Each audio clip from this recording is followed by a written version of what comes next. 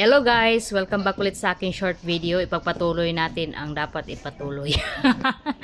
So ayun na nga guys, pagkatapos namin doon sa akyat-akyat doon sa bubong, punta na naman kami sa ibabaw. Ewan ko kung anong meron doon. So tingnan natin kung anong meron. Ayan, ito yung view. Nako, nauna na yung mga bata. Ang bilis nila mag-akyat. Diyos ko, hindi ko kayang energy nila. So, ayun na nga guys, marami palang mga tao dito at gusto sana namin pumunta dyan. Yan, may swing. Maganda mapapicture dyan kasi maganda yung view ng Mount Fuji. Aba. Pero, paano yan? Ganyan, no? Ganyan ang daming tao. Kaya, no, hindi na kami nagpila pa. Hinayaan na lang namin. So, akyat ulit kami sa tuktok. Yung last talaga. Andyan.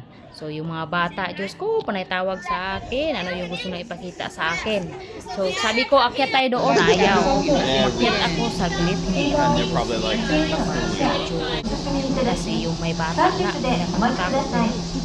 Hawakan yung bata. Yun. Pagkatapos naman namin, kami ay bababa na. Babay na kasi tapos na kami mag-ikot-ikot, picture, tingin-tingin. So, oras na para bababa para sa next na naman na galaan. So, iwan ko saan kami pupunta next. Hindi ko pa alam. Hindi rin kasi ako nagtatanong. Sunod lang ako. Ganun lang.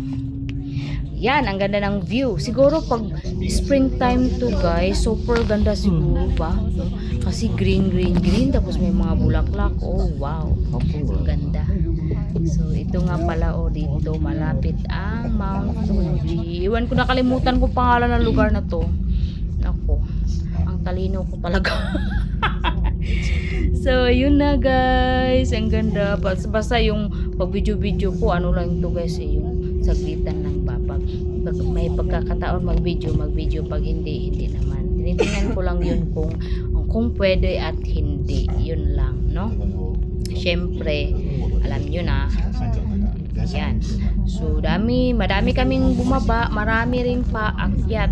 Ang daming tao, kaya kung pumunta kayo dito, kailangan maaga kayo para hindi kayo paghintay sa baba ng nakapila talaga ng napakataas. Kasi sila syempre hindi naman limited lang ba yung pagsakay ng cable car. So, yun na nga, malapit na kaming dumating sa station. Yun na nga guys. Pagkatapos naman namin, dumiretso kami dito sa may mga tinda-tinda kasi gusto namin mag-inom kami. What is this? Like cookies. Bago kami patuloy sa aming next. I wonder. So, ayun na nga guys. Ito ang pinili ko. Mahilig ako sa matcha. Talagang matcha forever. Matcha kahit saan. Yun. So, isa lang yung kinuha ko. Ayun ko. Dami-dami pa dyan kasi. Nakakahiya. Hindi naman ako nagbabayad. Okay lang sana pag ako nagbayad.